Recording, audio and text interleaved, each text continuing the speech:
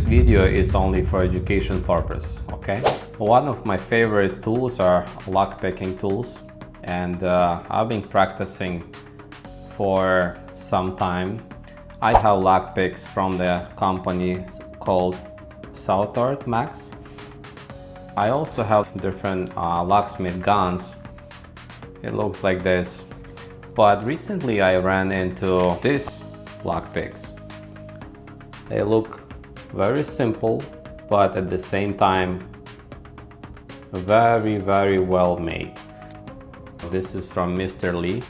You can pretty much unlock any car, most of the cylinders and most of the locks with this set of lock picks. I don't practice on the cars for a reason, but since part of my job is sometimes replacing lock cylinders for people who lose their keys, instead of me spending time drilling holes and breaking into the lock, or use the grinder to cut it off, or just struggle, I decided to get myself a couple of this.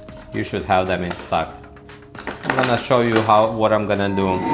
I have one of these cylinders over here, bunch of keys here.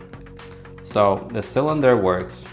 I'm gonna put it at the vise, tie it up, and see if I can unlock it right now. All right, we're trying the key. The key is working fine. Here's our tool. We insert it like this, nice and easy.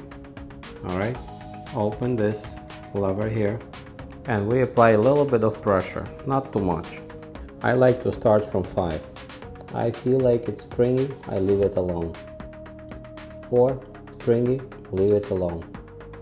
3, I press something, I think I'm gonna leave it alone. 2, springy, leave it alone. 1, press something, good. 2, press something, good. 3, springy. 4, press something, and 5, pop. There you go.